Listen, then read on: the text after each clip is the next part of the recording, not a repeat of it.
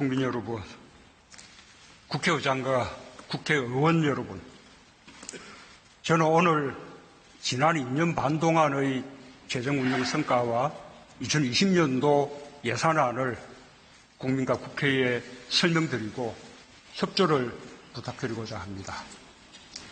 지난 2년 반 동안 정부는 우리 경제와 사회의 질서를 사람 중심으로 바꾸고 안착시키기 위해서 노력해 왔습니다. 잘 사는 시대를 넘어 함께 잘 사는 시대로 가기 위해 혁신적 포용국가의 초석을 놓았습니다. 지금까지 우리 사회는 시대에 역동적으로 대처하며 발전해 왔습니다. 부모 세대가 이룩한 경제적 토대 위에 아들, 딸 세대들이 민주주의의 가치를 정립했습니다. 우리가 책임 있는 중견국가, 민주국가로 성장한 것은 모든 세대, 모든 국민의 땀방울이 모아진 결과입니다. 우리 사회는 지금 개인의 가치가 커지고 인권의 중요성이 자리 잡아가고 있습니다. 모든 사람의 노력을 보장하는 공정한 사회를 추구하고 있습니다. 그만큼 다양한 목소리가 나오기 시작했고 서로에 대한 이해와 다름에 대한 관용과 다양함 속의 협력이 어느 때보다 절실한 시대가 되었습니다. 지금은 우리가 가야 할 목표에 대해 다시 한번 마음을 모을 때입니다. 수십 년 동안 못해왔던 우리 소재 부품 장비 산업의 국산화와 수입 다변화에서 불과 100일 만에 의미 있는 성과가 나타나고 있습니다. 대기업이 중소기업에 먼저 손을 내밀어 함께 맞잡았고 국민들의 응원으로 잠재되어 있던 우리 과학기술이 기지개를 켰습니다. 새로운 시도는 낯설고 두려울 수 있지만 우리의 의지가 모아지면 무엇이든 해낼 수 있다는 것을 우리는 확인했습니다.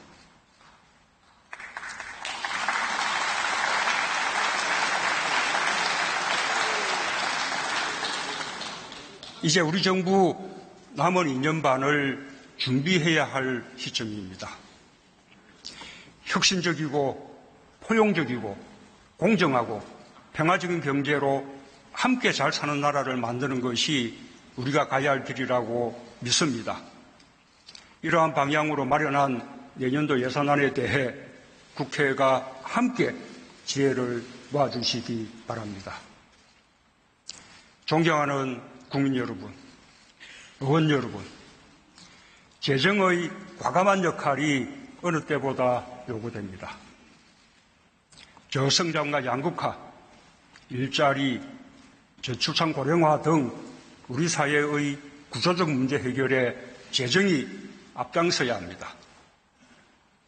미중 무역 분쟁과 고무역주의 확산으로 세계 경제가 빠르게 악화되고 무역 의존도가 높은 우리 경제도 엄중한 상황을 맞고 있습니다.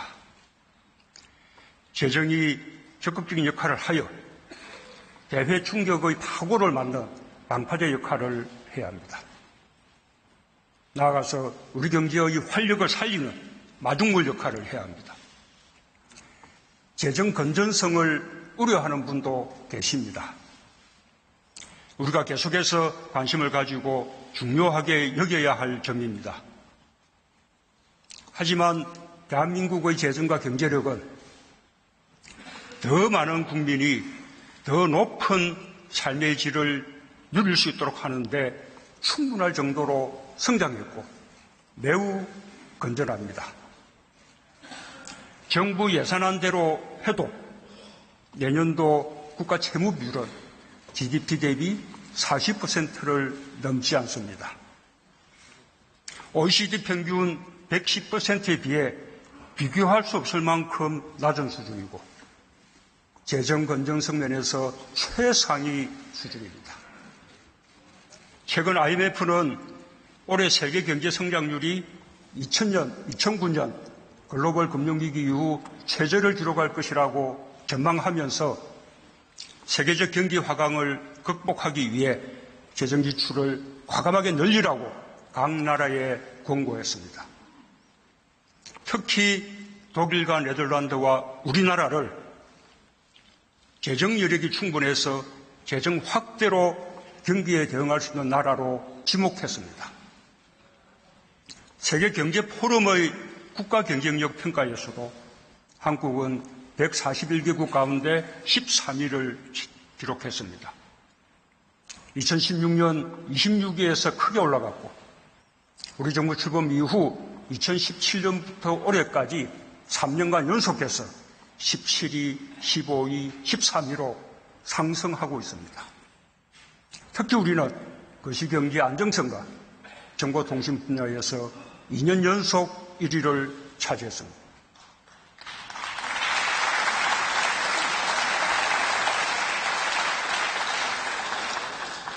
또한 3대 국제신용평가기관 모두 한국의 국가신용등급을 일본, 중국보다 높게 유지하고 있습니다. 우리 경제의 견실함은 우리 자신들보다도 오히려 세계에서 높이 평가하고 있는 것입니다. 우리 정부는 최근 2년간 세수 호조로 국채 발행 규모를 당초 계획보다 28조 원 축소하여 재정 여력을 비축했습니다. 내년도 적자 국채 발행 한도를 26조 원 늘리는 것도 이미 비축한 재정 여력의 범위 아니라는 말씀을 드립니다. 지난 2년 반 동안 재정의 많은 역할로 혁신적 포용국가의 초석을 놓았습니다. 재정이 마중물이 되었고 민간이 확산시켰습니다. 그러나 이제 겨우 정책의 성과가 나타나기 시작했을 뿐입니다. 우리 경제가 대외파고를 넘어 활력을 되찾고 국민들께서도 삶이 나아졌다고 체감할 때까지 재정의 역할은 계속되어야 합니다. 우리가 지금 제대로 대응하지 않으면 머지않은 미래에 더 큰 비용을 치르게 될 것입니다. 내년도 확장 예산이 선택이 아닌 필수인 이유입니다.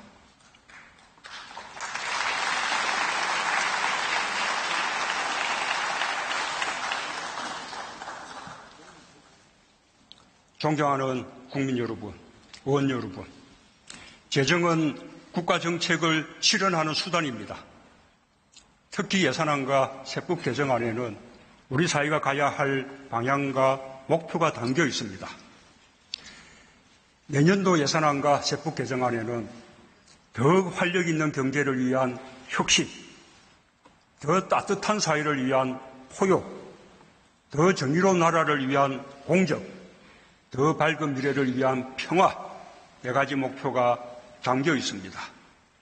이를 위해 정부는 총 지출을 올해보다 9.3% 늘어난 513조 5천억 원 규모로 총 수입은 1.2% 늘어난 482조 원으로 편성했습니다. 첫째, 우리 경제의 혁신의 힘을 키우는 재정입니다. 4차 산업혁명 시대 혁신의 힘은 땅속에 매장된 유전보다 가치가 큽니다. 혁신 역량이 곧 국가 경쟁력의 핵심입니다. 창의를 북돋고 도전을 응원하며 실패를 두려워하지 않는 열정에 의해 미래의 성장 동력이 만들어집니다. 전 세계가 혁신의 힘을 키우기 위해 총성 없는 전쟁을 치르고 있는 것도 이 때문입니다. 지난 2년 반 동안 정부는 혁신을 응원하는 창업국가를 국정과제로 삼고 신성장 산업 전략, 제2벤처붐 확산 전략, 수소경제 로드맵, 혁신금융 비전 등을 추진하며 혁신 역량을 키우기 위해 투자해왔습니다. 그 결과 혁신의 힘이 살아나고 있습니다. 지난해 신규 벤처 투자가 사상 최대치인 3조 4천억 원에 달했고 올해도 4조 원에 이를 것으로 예상됩니다. 신설 법인 수도 지난해 10만 개를 돌파했고 올해 더 늘고 있습니다. 유니콘 기업 수도 2016년 2개에서 올해 9개로 늘어 세계 6위를 기록했습니다. 새로운 도전을 향한 혁신의 분위기가 확산되고 있습니다.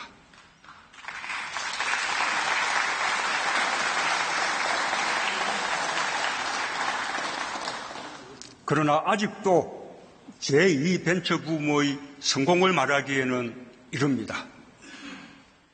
내년에는 우리 경제 혁신의 힘을 더욱 키울 것입니다.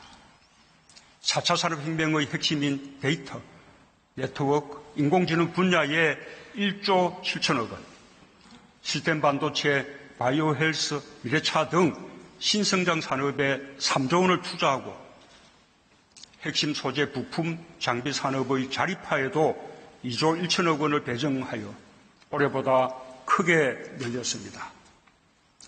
세계 경제 둔화에 따른 수출 투자 부진을 타개하기 위해 무역금융을 4조 원 이상 확대하고 기업 투자에 더 많은 세제 인센티브를 부여하겠습니다.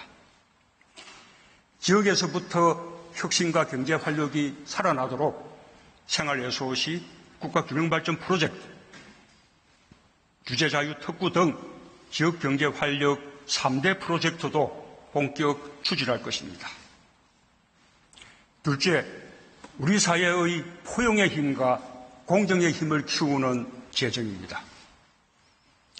우리 사회의 그늘을 보듬고 갈등을 줄이며 혁신의 과실을 모두가 함께 누리게 될 때 국가 사회의 역량도 더불어 높아집니다. 그것이 포용입니다. 공정은 혁신과 포용을 가능하게 하는 기반입니다.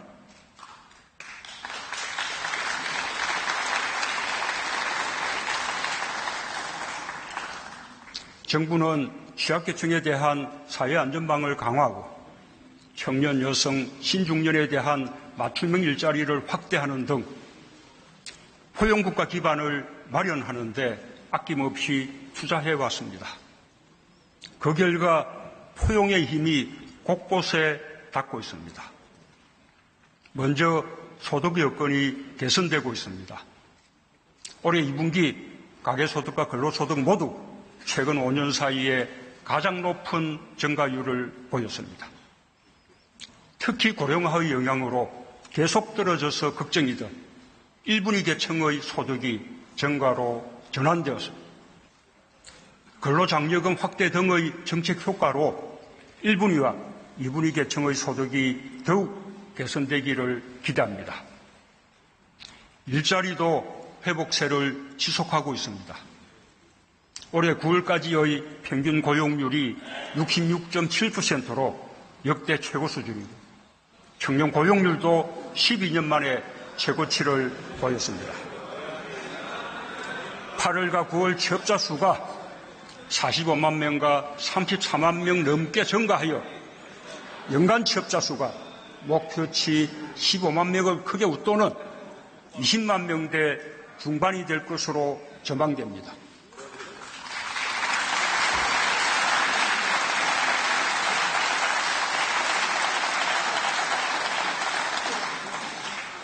상용직 비중도 올해 평균 69.5%로 최고치를 기록했고 고용보험 가입자도 50만 명 이상 늘어 일자리의 질도 개선되고 있습니다. 그러나 아직도 더 많은 노력이 필요합니다. 일자리의 질이 더 좋아져야 하고 제조업과 40대의 고용 하락을 막아야 합니다. 우리 사회의 포용의 힘과 공정의 힘을 더욱 키워야 합니다. 먼저 사회안전망을 더욱 촘촘히 보강하겠습니다. 기초생활보장제도의 사각지대를 줄여 7만 9천 가구가 추가로 기초생활보장의 혜택을 받고 고용보험을 받지 못하는 구직자 20만 명에게 한국형 실업구조로 구직촉진수당과 취업지원 서비스를 지원하는 국민취업지원제도를 본격 시행하겠습니다. 교육의 공정성과 포용성을 높이기 위해 올해 고3부터 시작한 고교 무상교육을 내년에는 고2까지 확대하고 내후년에는 전 학년에 적용하여 고교 무상교육을 완성하겠습니다.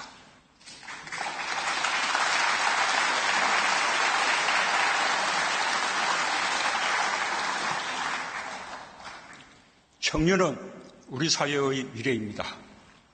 청년 임대주택 29,000호를 공급하고 청년청 추가고용장려금과 청년내일 체험공제를 더욱 확대하겠습니다. 여성의 사회 참여가 높아질수록 사회는 더욱 성숙하고 발전합니다. 고령화의 대안이기도 합니다. 경력 단절 여성의 재취업에 대해 소득세 감면 지원을 더 넓히겠습니다. 고령화 시대의 어르신은 더 오래 사회 발전의 동력이 되고 일하는 복지를 누릴 수 있어야 합니다. 어르신들의 좋은 일자리를 위해 더 많은 재정을 투입하겠습니다. 공익형 등 어르신 일자리도 13만 개 더해 74만 개로 늘리고 기간도 연장하겠습니다. 재정으로 단시간 일자리를 만든다는 비판이 있지만 일하는 복지가 더 낫다는 데는 의문의 여지가 없을 것입니다. 그와 함께 내년부터 저소득층 어르신 157만 명에 대해 추가로 기초연금을 30만 원으로 인상하겠습니다.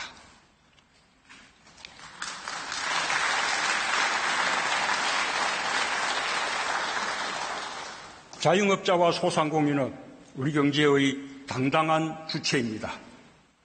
긴급경영 안정자금 융자와 특례 신용보증을 대폭 늘리는 한편 온누리 상품권과 지역사랑 상품권도 크게 늘려 총 5조 5천억 원 발행하겠습니다.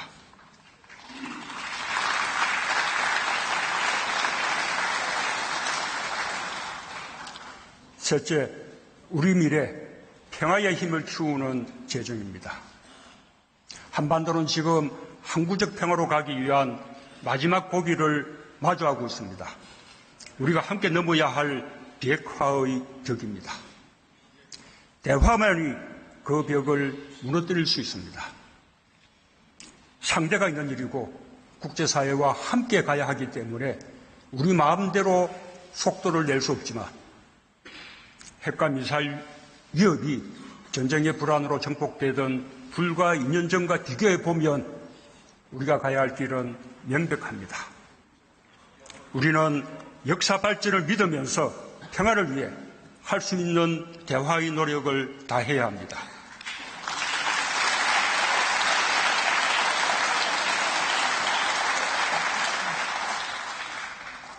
우리의 운명을 남에게 맡기지 않고 우리 스스로 결정하기 위해 반드시 필요한 것이 강한 안보입니다.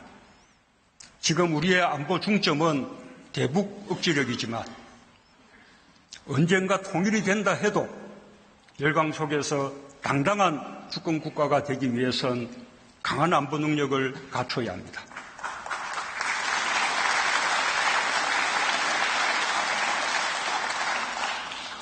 국방비를 내년 예산에 50조 원 이상으로 책정했습니다. 차세대 국산 장수함, 정찰 위성 등 핵심 방어 체계를 보강하는 한편 병사 월급을 병장 기준으로 41만 원에서 54만 원으로 33% 인상의 국방 의무를 보상하겠습니다.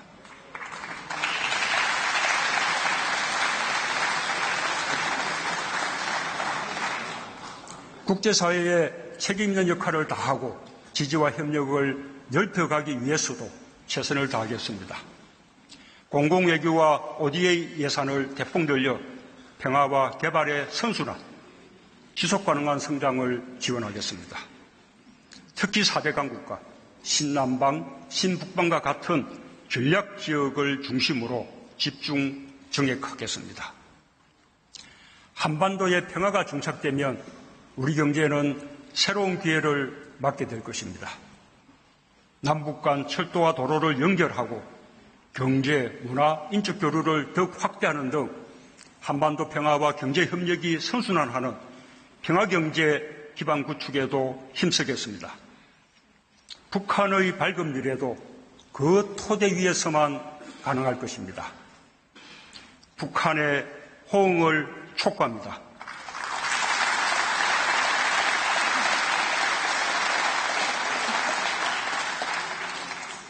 존경하는 국민 여러분, 국민의 다양한 목소리를 엄중한 마음으로 들었습니다. 공정과 개혁에 대한 국민의 열망을 다시 한번 절감했습니다. 정부는 그동안 우리 사회에 만연한 특권과 반칙, 불공정을 없애기 위해 노력해왔지만 국민의 요구는 그보다 훨씬 높았습니다.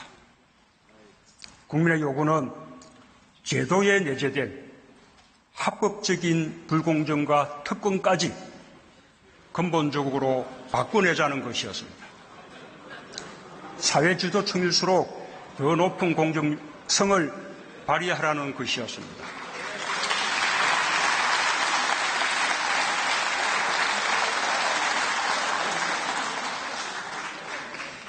대통령으로서 무거운 책임감을 갖겠습니다. 공정이 바탕이 되어야 혁신도 있고 포용도 있고 평화도 있을 수 있습니다. 경제뿐 아니라 사회, 교육, 문화 전반에서 공정이 새롭게 구축되어야 합니다. 국민의 요구를 깊이 받들어 공정을 위한 개혁을 더욱 강력히 추진하겠습니다.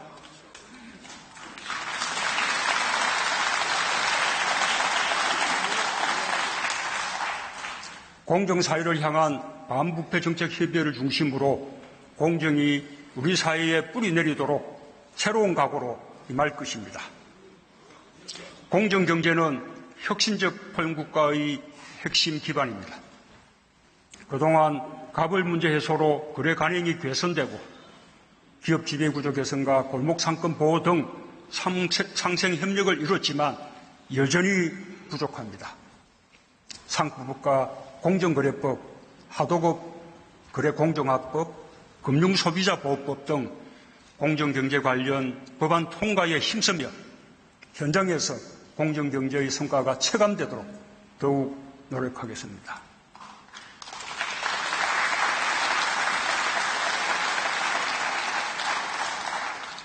국민들께서 가장 가슴 아파하는 것이 교육에서의 불공정입니다.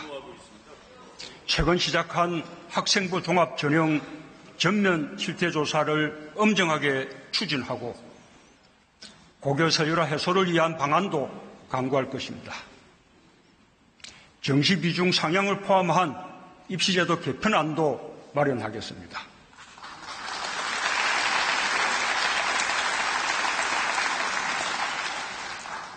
채용과 관련해서는 공공기관 채용 실태 조사와 감사원 감사를 진행했고 공공기관 블라인드 채용과 정규직 전환 등을 통해 공정채용과 채용비리 근절을 추진하고 있습니다.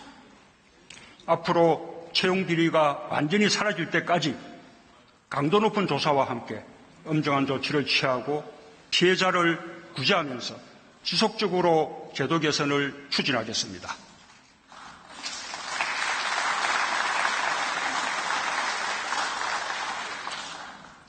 탈세, 병력, 직장 내 차별 등 국민의 삶 속에 존재하는 모든 불공정을 과감하게 개선하여 국민의 기대에 부응하겠습니다. 존경하는 국민 여러분, 의원 여러분, 최근 다양한 의견 속에서도 국민의 뜻이 하나로 수렴하는 부분은 검찰 개혁이 시급하다는 점입니다. 어떤 기관도 국민 위에 존재할 수는 없습니다. 엄정하면서도 국민의 인권을 존중하는 절제된 검찰권 행사를 위해 잘못된 관행을 바로잡아야 합니다.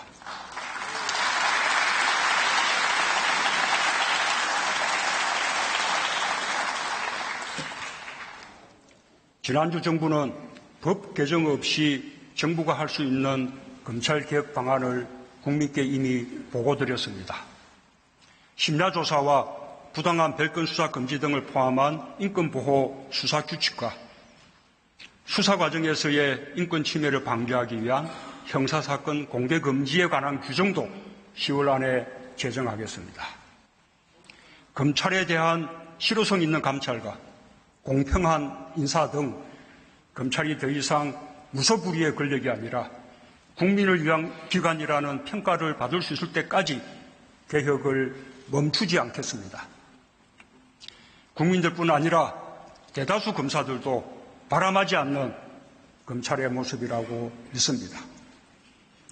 국회도 검찰개혁을 위해 가장 중요한 역할을 맡아주시기 바랍니다. 공수처법과 수사권 조정 법안 등 검찰개혁과 관련된 법안들을 조속히 처리해 주시길 당부드립니다.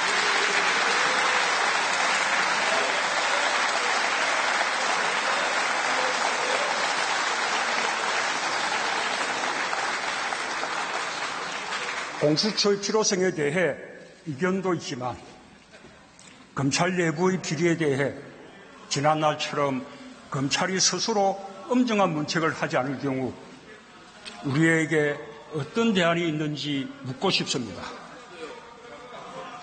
공수처는 대통령의 친인척과 특수관계자를 비롯한 권력형 비리에 대한 특별사정기구로서도 의미가 매우 큽니다.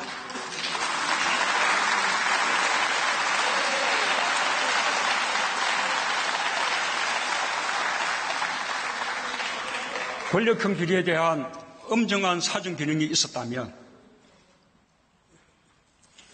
국정농단 사건은 없었을 것입니다.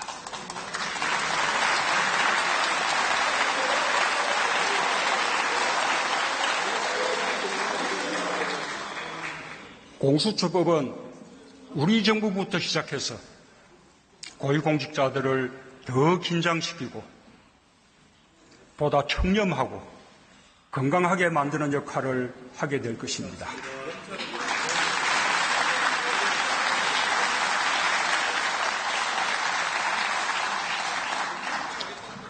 민생과 안전에 대한 국민의 요구도 미룰 수 없습니다. 내년에 근로시간 단축이 확대 시행됨에 따라 탄력 근로제 등 보완 입법이 시급합니다. 그래야 기업이 예측 가능성을 가질 수 있습니다. 4차 산업혁명에 대응하기 위한 데이터 3법과 기술 자립화를 위한 소재 부품 장비 특별법도 시급히 처리되어야 합니다. 벤처 투자 촉진법, 농업소득 보전법, 소상공인 기본법, 유치원 3법 등 많은 민생 법안들도 국회에 계류 중입니다. 국민 안전과 재난 대응 강화를 위한 소방공무원 국가직 전환법과 청년 여성들을 위한 청년기본법, 가정폭력처벌법 등 안전 관련 법안들과 국회 선진화를 위한 국회법도 계류 중입니다. 민생과 안전이라는 국민의 요구에 국회가 더 큰 관심을 기울여 주시길 바랍니다.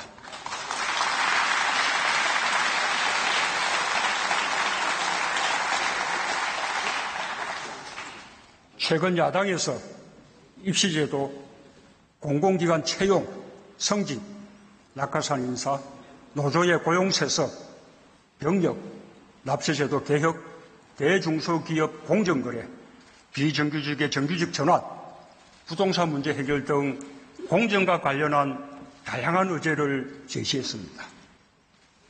여야 정이 마주 앉아 함께 논의하면 충분히 성과를 낼 수 있는 부분이 많습니다. 국회의 입법 없이는 민생 정책들이 국민의 삶 속으로 스며들 수 없습니다. 특히 국민 통합을 위해서라도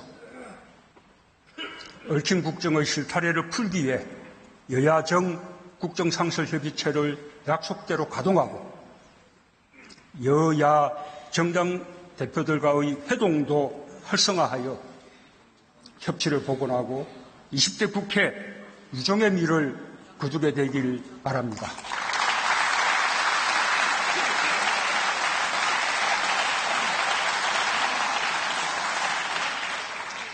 존경하는 국민 여러분, 국회의장과 국회의원 여러분, 저는 함께 잘 사는 대한민국을 생각합니다.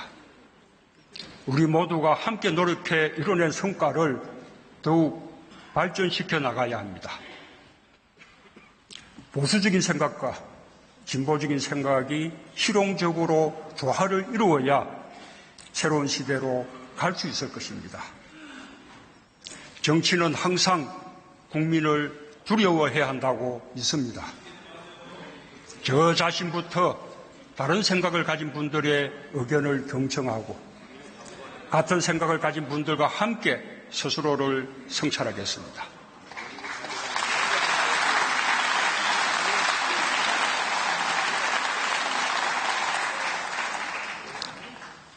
과거의 가치와 이념이 더 이상 통하지 않는 시대가 되었습니다. 어떤 일은 과감하게 밀어붙여야 하고 아쉽지만 다음으로 미루거나 속도를 조절해야 할 일도 있습니다. 제때에 맞는 판단을 위해 함께 의논하고 협력해야 합니다. 더 많이, 더 자주 국민의 소리를 듣고 국회와 함께 하고 싶습니다.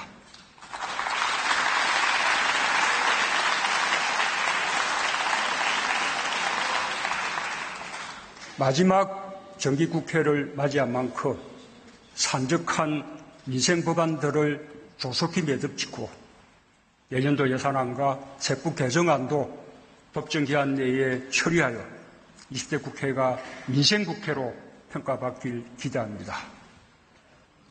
혁신의 힘, 포용의 힘, 공정의 힘, 평화의 힘을 키우고 함께 잘 사는 나라, 아무도 흔들 수 없는 강한 경제가 민의의 전당 국회에서부터 실현되길 희망합니다.